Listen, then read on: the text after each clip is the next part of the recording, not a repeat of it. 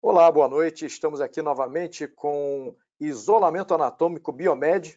Hoje, no 15º episódio, fechando o membro superior. E hoje nós vamos ao nosso quarto resumão. Hoje é o resumão de artérias no membro superior. E para esse resumão de artérias do membro superior, nós temos a satisfação de contar aqui com a presença e a colaboração do nosso grande amigo, professor Albino Fonseca Júnior. Boa noite, professor Albino. Boa noite, professor. Mais uma vez, agradecendo o convite de poder estar aqui falando um pouquinho de anatomia. Quando o senhor quiser, podemos começar. A palavra é sua. Tá ótimo, então, professor. Então, dando continuidade, então, fazendo o resumo final, então, dessa porção, no caso do sistema arterial. Então, a gente vai começar falando primeiro de um conceito básico, uns aspectos iniciais quanto a esse tema, e a primeira coisa que a gente precisa comentar é que esse membro superior, já que a gente vai falar sobre as artérias do membro superior, isto é, a irrigação desse membro superior, vai acontecer através de um ramo, e esse ramo é a artéria axilar. É importante a gente ratificar já de antemão que esse sistema arterial, essa artéria axilar, ela vai ser constituída inicialmente de uma artéria que vai sair do coração. Temos esse grande arco, por isso chama-se arco aórtico. Deste arco aórtico vão sair ramos que vão, de certa forma, irrigar os membros superiores, tanto direito quanto esquerdo, assim como vão irrigar a cabeça e o pescoço, tanto do lado esquerdo quanto do lado direito. Os ramos que vão irrigar as artérias do lado, os membros superiores do lado direito e esquerdo são conhecidas como artérias subclávias. Outro aspecto interessante é que, já que nós vamos falar sobre essa artéria axilar, é importante que nós saibamos sempre de onde se originou essa artéria, onde termina, onde acaba essa artéria. Eu preciso saber também as relações dessas estruturas anatômicas que vão se relacionar, como é que elas se relacionam, e, posteriormente, as ramificações. Então, como a gente vai começar a falar sobre a artéria axilar, eu preciso, então, definir de antemão onde é que essa artéria axilar começa, já que é essa artéria que vai irrigar o membro superior. Então, essa artéria vai se originar, na verdade, é uma continuação da artéria subclávia, quando ela vai atravessar a margem lateral da primeira costela. Então, anteriormente era conhecido como borda externa, que é uma antiga nomenclatura utilizada para lateral seria externa, assim como medial seria interna. Então, nós utilizamos como parâmetro a borda lateral da primeira costela, porém, alguns livros mencionam um outro parâmetro, que seria a borda inferior da clavícula. Aqui, para a gente, fica mais interessante, percebam que em verde aqui, e aqui aumentada nessa figura, nós temos em verde a subclávia, a artéria subclávia. Quando ela passa pela margem, pela borda inferior da clavícula, ela passa a se chamar artéria axilar. Então, o alvo da nossa palestra, nesse primeiro momento, vai ser a artéria axilar, a continuação da artéria subclávia. É importante ressaltar que a minha artéria vai terminar, isto é, onde vai acabar a minha artéria axilar. A minha artéria axilar vai acabar quando essa mesma artéria axilar ultrapassar um outro parâmetro anatômico, que é a borda ou a margem inferior do músculo redondo maior. Nesse momento, ao ultrapassar esse ponto, esse marco muscular, essa artéria, então, vai se continuar como artéria braquial. Chama a atenção ainda que as relações que vão estar em suporte com essa artéria axilar, agora percebam aqui, o que chama a atenção aqui é a artéria subclávia. A partir do momento que ela ultrapassa a borda inferior, margem inferior da clavícula, ou como alguns autores preferem utilizar, como quando ultrapassam a margem lateral ou externa da primeira costela, ela vai se continuar como a artéria axilar. E nesse momento, nós temos alguns parâmetros muito interessantes que são estruturas que vão se relacionar com essa artéria axilar. Então, nós temos parâmetros como assinalados em verde, que são parâmetros musculares. De antemão, é interessante ressaltar que a relação do músculo peitoral menor com a artéria axilar deixa de ser apenas uma mera relação, isto é, a artéria axilar passa na superfície posterior a esse músculo peitoral menor, isto é, o músculo peitoral está em situação anterior à artéria axilar, não só apresenta essa relação, como esse músculo serve também como parâmetro de divisão, subdivisão dessa artéria axilar, isto é, essa artéria axilar, de acordo com o músculo peitoral menor, pode ser subdividida em 3 porções que nós vamos ver mais à frente. Outro parâmetro muscular interessante, como falado anteriormente, é o músculo grande dorsal. Reparem que anteriormente eu falei que a artéria axilar ela termina no parâmetro anatômico na borda inferior do músculo redondo maior, que nós observamos aqui, mas alguns autores consideram também o músculo grande dorsal como o parâmetro o parâmetro muscular de término da artéria axilar, isto é, a partir desses 2 parâmetros musculares aqui, nós terminamos com a artéria axilar e a partir daqui eu tenho já a artéria braquial, que é a sua continuação. Então, chama a atenção para a gente também esse parâmetro de relação. No caso, outro aspecto interessante que nós já comentamos a partir desse músculo peitoral menor, a gente passa a ter essa divisão, essa subdivisão da artéria axilar em uma primeira porção, e vamos definir a primeira porção da artéria axilar, aquela porção que está localizada acima da borda superior do músculo peitoral menor, isto é, daqui para cima eu tenho a primeira porção da artéria axilar. A porção da artéria axilar que encontra-se posteriormente ao músculo peitoral menor vai ser definida como segunda porção da artéria axilar. E a porção da artéria axilar abaixo da margem inferior, da borda inferior do músculo peitoral menor, será conhecida como terceira porção da artéria axilar. E essa divisão tem, obviamente, aspectos funcionais e aspectos estruturais importantes que nós vamos ver mais à frente quando falarmos dos ramos da artéria axilar. A gente vai perceber claramente que as porções vão estar intimamente relacionadas com as ramificações da artéria axilar. Não podemos deixar de citar a íntima relação que existe entre a artéria axilar e o plexo braquial. Então, percebemos aqui que o plexo braquial, que a artéria axilar é intimamente relacionada com o plexo braquial e seus ramos. Existe uma íntima relação, mais uma vez, dessas porções da artéria axilar, como já vimos o músculo peitoral menor, e existe uma íntima relação com as ramificações. Então, percebemos aqui que a artéria axilar, na sua primeira porção, na sua segunda porção e na sua terceira porção, elas vão, de certa forma, visualizar ramificações. Isto é, na primeira porção da artéria axilar, nós veremos uma ramificação. Na segunda porção, em contrapartida, observaremos duas ramificações. E na sua terceira porção, nós teremos 3 ramificações. Isso é muito importante a gente falar, e falaremos delas detalhadamente, uma vez que nós temos aqui, de certa forma, uma facilidade de memorização dessas ramificações, uma vez que nós temos 3 porções e cada porção vai estar relacionada com ramificações, isto é, primeira porção, uma ramificação, segunda porção, 2 ramificações, e a terceira porção estará relacionada com 3 ramificações.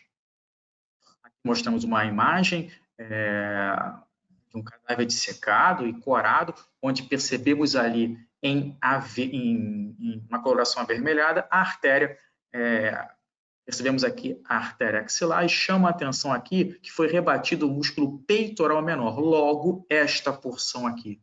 Teremos então a primeira porção, a segunda porção e a terceira porção da artéria axilar. Lembrando que a divisão dessas porções está intimamente relacionada com o músculo peitoral menor. Continuando aqui, dessa vez vamos dar um maior detalhe a essas ramificações. Então, a sua primeira porção ela vai emitir um ramo chamado artéria torácica superior, que é esse primeiro ramo aqui, que vai auxiliar na irrigação dos primeiros e segundos espaços intercostais. Então, a gente percebe aqui nessa ramificação, ela irrigando o primeiro espaço intercostal e auxiliando também o segundo espaço intercostal. Em que porção? A porção anterior desses espaços, perfeito? Na segunda porção, chama a atenção para a gente que nós temos a emissão de duas ramificações. O primeiro ramo é um ramo um pouco mais complexo, percebam que ela está aqui. Muitas vezes, ele geralmente se origina de um tronco e com seus diversos ramos, outras vezes os ramos são emitidos separadamente dessa segunda porção. Nada impede também que essa artéria tóraco-acromial saia da primeira porção, enfim. Eu quero dizer com isso, nós temos uma ampla gama de variações, porém, mais frequentemente, a segunda porção vai emitir dois ramos principais. A artéria tóraco-acromial, que por sua vez vai irrigar diversas áreas, e essas áreas vão estar relacionadas com os ramos, isto é, eu vou ter um ramo peitoral, eu vou ter um ramo clavicular, eu vou ter um ramo acromial, um ramo deltoide. Então, o ramo peitoral vai auxiliar na irrigação dos músculos peitorais, o ramo clavicular acaba irrigando, de certa forma, a clavícula e o músculo que está embaixo da clavícula, que é o subclávio. O ramo acromial participa da circulação colateral, repare que aqui eu tenho o acrômio, da circulação colateral que existe entre artérias do colo umeral com a região acromial, assim como acaba irrigando, de certa forma, as articulações aqui pertencentes, a acromioclavicular e outras articulações, e o ramo deltoide, que é um ramo que acaba se continuando e vai para o músculo deltoide, que vocês já viram em palestras anteriores. O outro ramo, é só importante ressaltar que esse ramo tóraco-acromial aqui, essa artéria tóraco-acromial, ela acaba perfurando, de certa forma, uma estrutura que vocês já viram, que é uma estrutura, não sei se conseguem perceber aqui, eu tenho aqui um músculo, reparem, aqui eu tenho todo o músculo peitoral maior, isto é, ele vai pegar essa porção medial da clavícula, vai até as porções do externo, pega um pouco das cartilagens costais, as costelas, e vai até essa porção proximal do úmero. Nós rebatemos o peitoral maior e chega para a gente uma fáscia. Essa fáscia, na verdade, é a fáscia axilar. Porém, eu tenho a fáscia que vai unir a clavícula até o peitoral, é conhecida como fáscia clavipeitoral. Essa fáscia ela é perfurada por essa artéria tóraco-acromial. É só apenas um detalhe para a gente ver a íntima relação que existe entre esse ramo e a fáscia clavipeitoral, assunto que você já viu em palestras anteriores. É importante ressaltar que nós estamos vendo um último ramo, que é a artéria torácica lateral. Perceba que ela sai praticamente da porção final da segunda porção da artéria. Muitas vezes essa artéria torácica lateral sai da terceira porção da artéria axilar, porém, em sua maior frequência, ela acaba saindo da segunda porção. Essa artéria torácica lateral acaba irrigando toda essa região torácica lateral, região mamária lateral também, e ela vai acabar acompanhando um nervo que vocês viram anteriormente, em palestras anteriores relacionadas ao plexo braquial, inclusive no resumão, que é um ramo não do plexo braquial, mas é um ramo de C5, C6, C7, que vai se unir formando um nervo torácico longo. Esse nervo chama atenção aqui, nesse caso, foi marcado, reparem, em vermelho, eu tenho aqui a artéria axilar e eu tenho aqui o primeiro ramo dela, a artéria tóraco-acromial, emitindo seus ramos. Percebam aqui. Chama atenção ainda, aqui, mais uma vez, aqui eu tenho a artéria tóraco-acromial e no final da segunda porção da artéria axilar, eu tenho a emissão de um ramo que vai para a parede lateral do tórax. O nome dessa artéria torácica lateral, o ramo da segunda porção da artéria axilar. Continuando a ramificação, a gente parte agora para a terceira porção da artéria axilar, que vai estar localizada na margem inferior, a partir da margem inferior do músculo peitoral menor.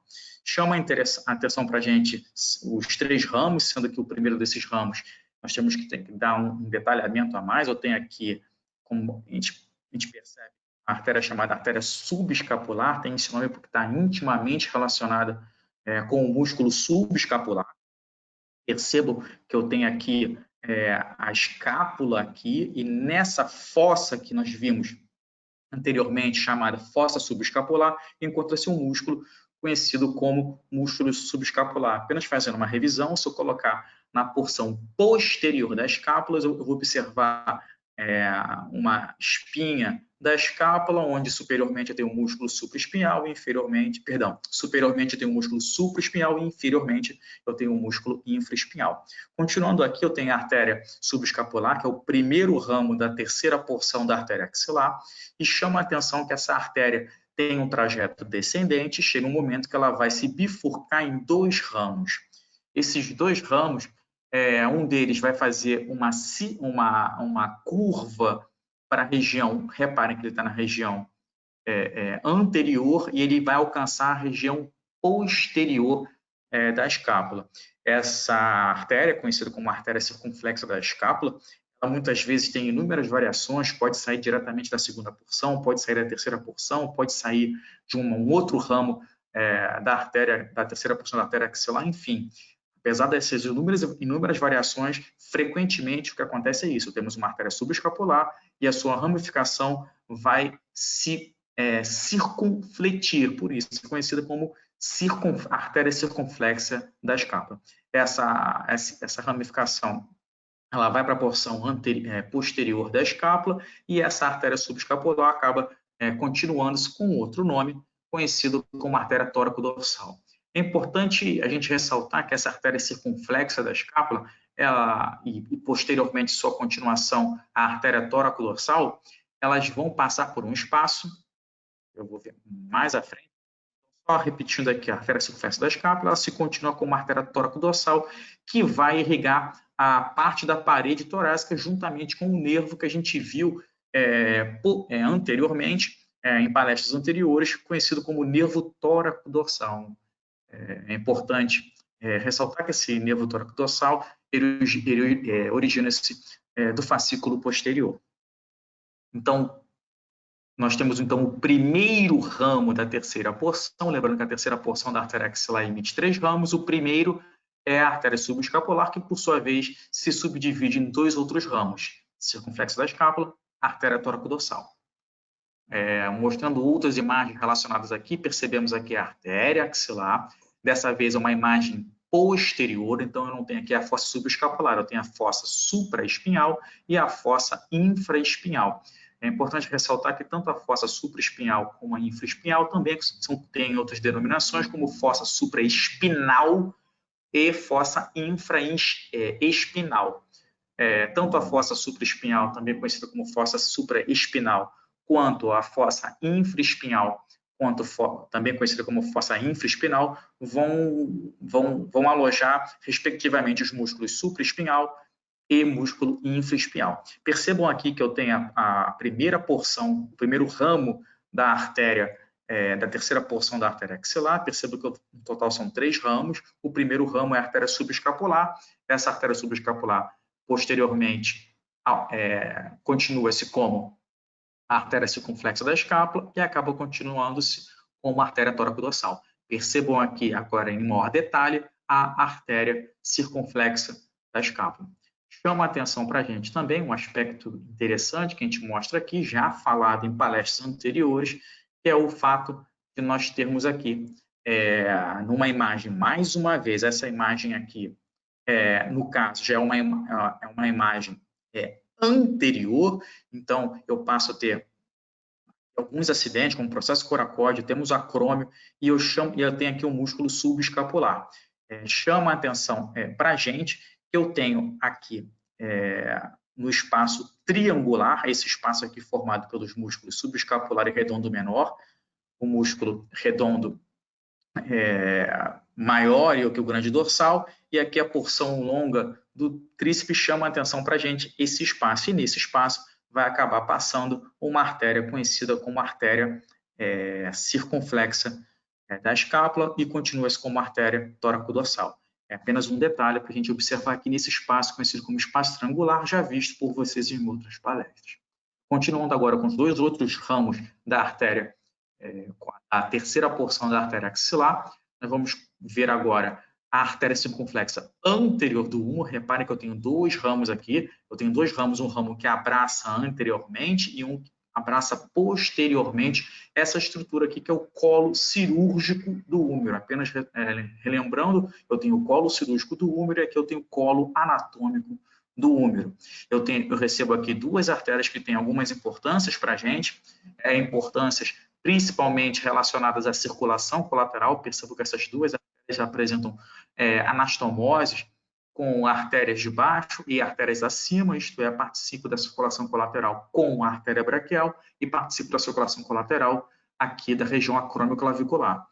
Essas artérias, esses dois ramos, dois últimos ramos da terceira porção da artéria axilar, são conhecidos como artéria circunflexa anterior do húmero e artéria circunflexa posterior do húmero.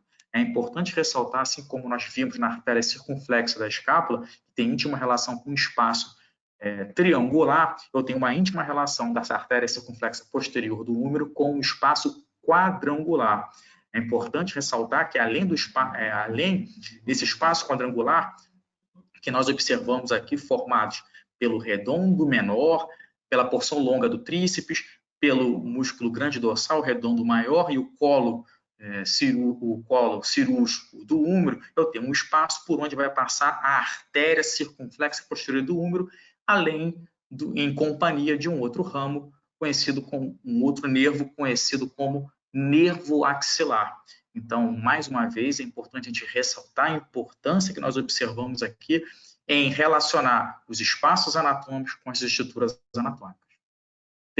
Vimos aqui agora outras imagens desse mesmo ramo. Percebam, aqui eu tenho, lembrando, uma visão anterior, eu tenho aqui a fossa subescapular. Chama a atenção aqui, como eu mostrei anteriormente, eu tenho aqui a artéria subescapular, que são o ramo circunflexa da escápula, continuando-se como artéria tóraco-dorsal, e aqui assinalado eu tenho a artéria circunflexa anterior do húmero, em maior aumento aqui nessa imagem, e eu vejo agora em maior detalhe a artéria circunflexa posterior do húmero. É importante ressaltar que eu vou ter uma íntima relação de anastomose entre essa artéria, principalmente entre essas duas artérias, principalmente entre a artéria circunflexa posterior do húmero e ramos da artéria braquial, como a gente vê aqui. Continuando com a artéria braquial, vou tentar falar um pouquinho mais acelerado. A gente, mais uma vez, vai ter a continuação, ela vai se originar onde termina a artéria axilar, e chama a atenção para a gente, nesse caso, que vai ser, mais uma vez, a borda inferior do músculo redondo maior, lembrando que alguns autores consideram o músculo grande dorsal e outros autores até consideram a borda inferior do músculo peitoral maior como limite entre as artérias axilares e as artérias, entre as artérias axilar e braquial.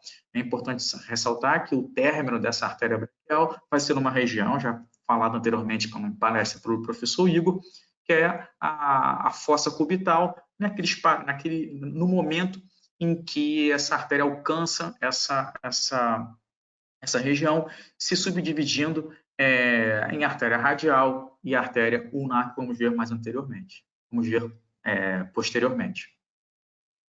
É importante ressaltar as íntimas relações que existem entre essa artéria braquial, juntamente com a sua veia homônima, no caso veia braquial, e outras estruturas, desde estruturas nervosas, como ramificações do plexo braquial. Perceba que eu tenho, num primeiro momento, o nervo mediano numa posição lateral, ele cruza anteriormente a artéria axilar para se localizar em seguida, medialmente a artéria braquial. Isso a gente consegue observar facilmente aqui. Outra relação importante é o nervo ulnar, que tem uma disposição medial. É importante a gente perceber que não conseguimos observar aqui, mas o nervo radial está em situação posterior. Por mais que nós não vejamos aqui, a gente sabe que tem uma relação posterior e as relações são importantes.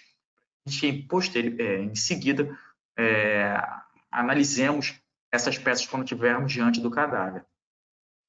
Tenha atenção à íntima relação dessa artéria artéria braquial, principalmente quando nós vamos utilizá-la como parâmetro anatômico para fazer qualquer procedimento ou simplesmente para verificar a pressão arterial. A pressão arterial geralmente é observada quando a gente coloca o aparelho de pressão, no caso a cânula do estetoscópio, ela é colocada na fossa cubital, mais precisamente na íntima relação dela com o tendão, no tendão de inserção do músculo bíceps braquial. Percebemos aqui que eu tenho a cabeça curta, a cabeça longa, eles vão se juntar, e eu tenho uma íntima relação. Palpar o tendão de inserção do músculo bíceps braquial é um excelente parâmetro para eu conseguir palpar e sentir a pulsação, a percepção do pulso da artéria braquial na fossa cubital. Já falamos também da relação da veia braquial, e temos uma outra veia também, que é uma porção mais superficial, a veia superficial, que é a veia basílica, também intimamente relacionada com essa artéria.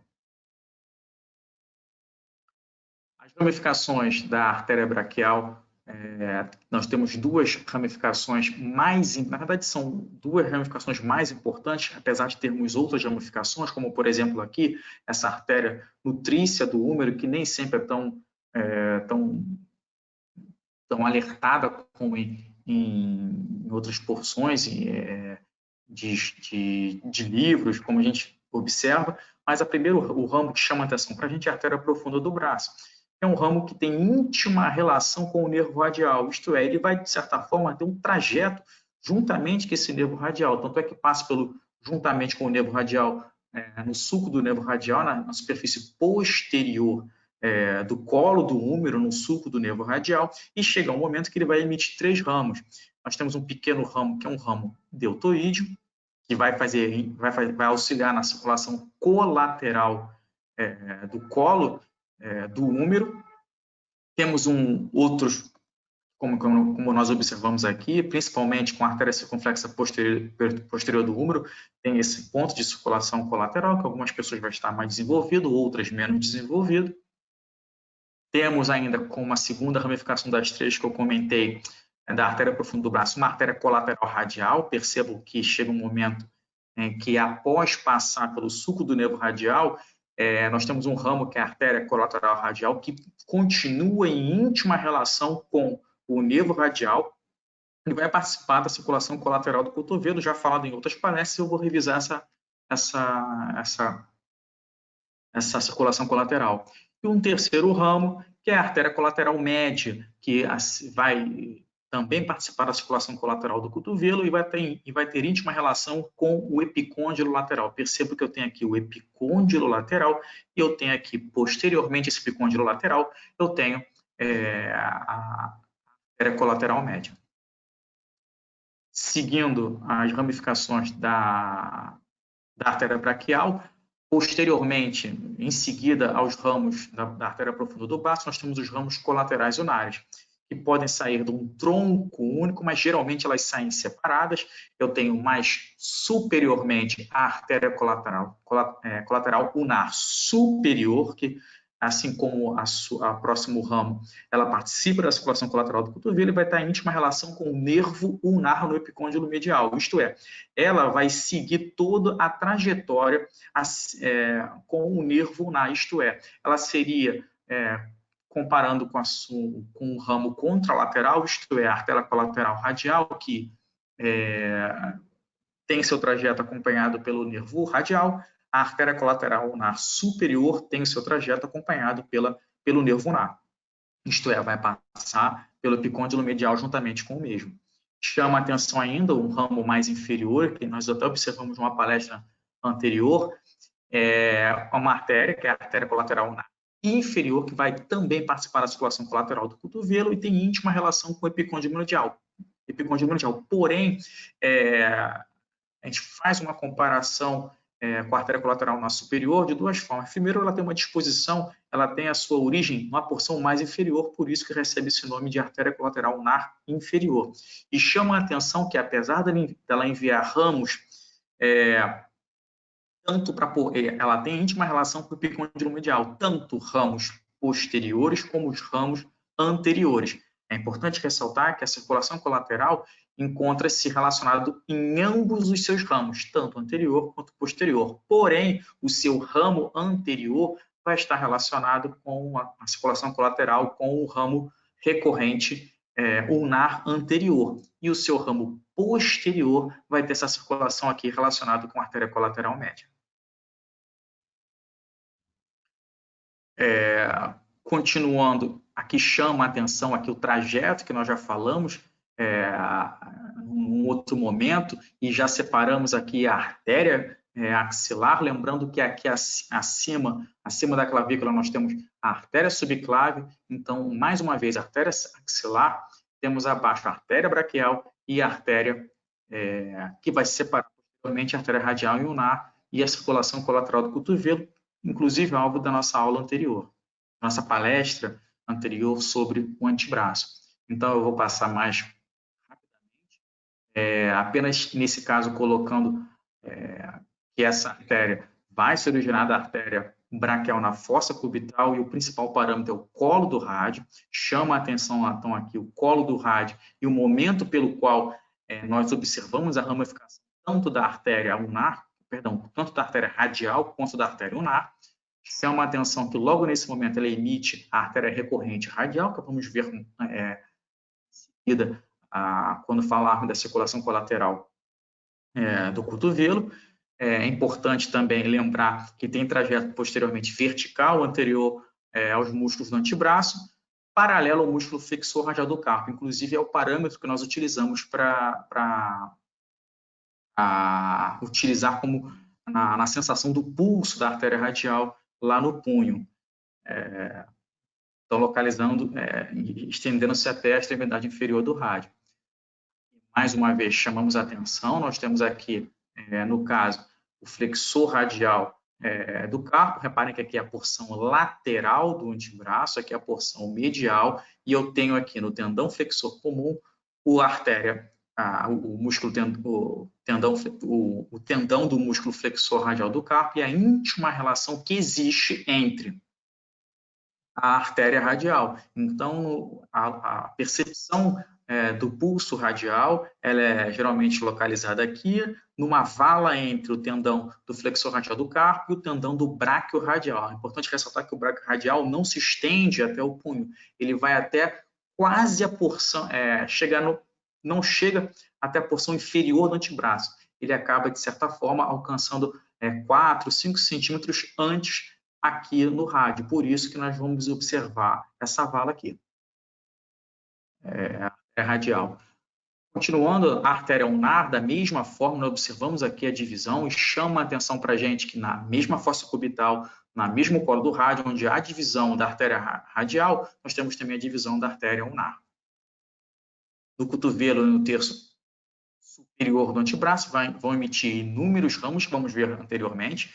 São ramos que participam da circulação colateral do cotovelo, e ela vem em trajeto inferior, dessa vez com íntima relação com o tendão flexor ulnar do carpo. Porém, essa percepção é uma percepção mais profunda, por isso que nós até conseguimos correlacionar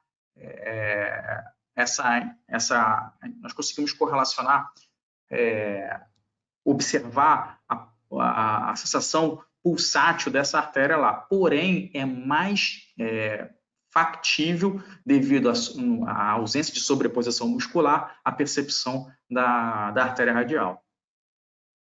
Então, aqui agora, nesse caso, falando sobre os ramos que existem, nós temos da artéria ulnar, nós temos a artéria recorrente ulnar anterior, já vista anteriormente, a artéria recorrente ulnar posterior, perceba que aqui tem a relação da anterior passando anteriormente ao epicôndilo medial e a posterior passando posteriormente ao epicôndilo medial. Observamos ainda a artéria recorrente, a artéria, interóssea comum, que vai enviar um ramo interósseo anterior, um ramo interósseo posterior, sabendo que o interósseo posterior emite uma artéria chamada artéria recorrente interóssea. Tudo isso visto em palestras anteriores. Chama a atenção para a gente aqui no caso, não mais a artéria radial, mas dessa vez a artéria ulnar, e percebam a íntima relação que existe entre essa artéria ulnar e o músculo flexor ulnar do carpo. Quanto à circulação colateral do cotovelo, já observada por nós, chama a atenção aqui que vai acontecer entre a artéria braquial, vista aqui, em ramos da artéria braquial, e agora com maior facilidade observada por nós, da artéria profunda do braço e as artérias colaterais, e ramos da artéria radial, como a artéria recorrente radial, e a artéria unar, os ramos recorrentes unares anterior e posterior e a artéria recorrente interóssea.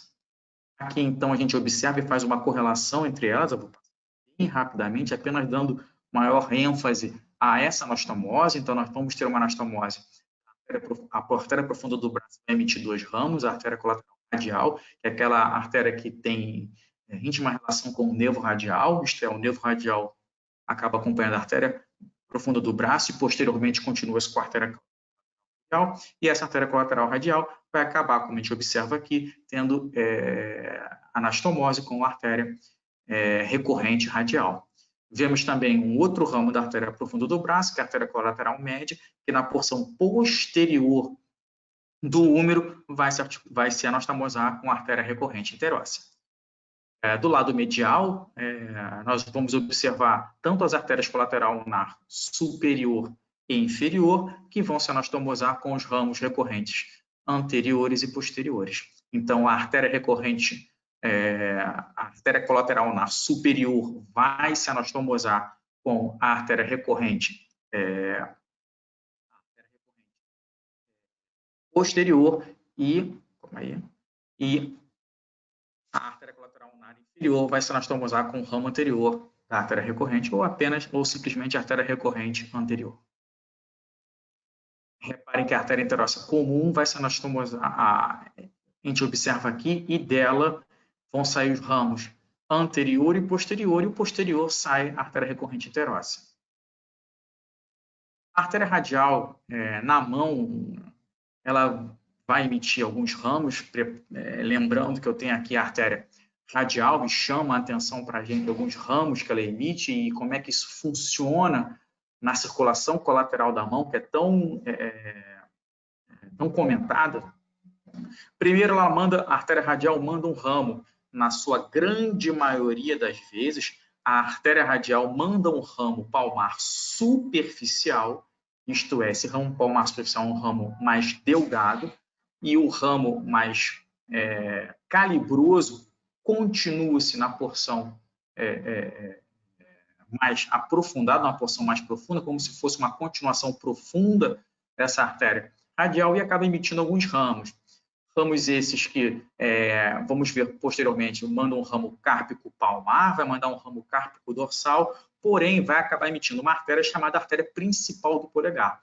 Então, a artéria radial manda um ramo superficial, posteriormente ela vai se aprofundando e emite um ramo, a artéria principal do polegar, e acaba emitindo artérias digitais próprias. Mas vão ser chamadas artérias digitais quando elas vão para 2 dedos, como eu vejo aqui, é a artéria digital comum.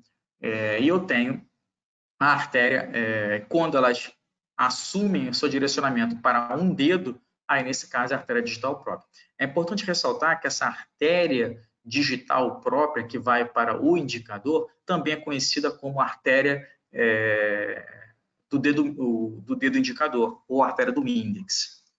A artéria principal do polegar, por sua vez, vai ter suas divisões em artérias digitais próprias. Próprias porque ambas essas artérias vão para o polegar. É importante que depois ela continue e vai formar o arco palmar profundo, isto é, o arco palmar profundo é função, na sua grande maioria das vezes, da artéria radial.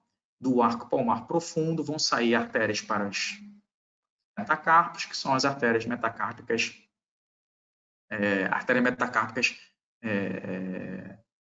profundas, no caso que se originam do arco profundo. Chama a atenção no caso agora da artéria unar, da mesma forma, que apresenta menos ramos, mas eu tenho aqui a artéria unar e ela acaba formando o arco palmar superficial. Então, ela forma o arco palmar superficial, que por sua vez vai enviar ramos metacárpicos palmares, e chama a atenção que ela emite um ramo profundo, e esse ramo profundo vai auxiliar a artéria radial a formar o arco palmar profundo. Então, quando nós falamos em artéria palmar, quando nós falamos em artéria radial, estamos falando de uma artéria que forma o arco palmar profundo. Quando falamos de artéria ulnar, falamos da artéria que vai formar o arco palmar superficial. Obrigado. Estamos abertos agora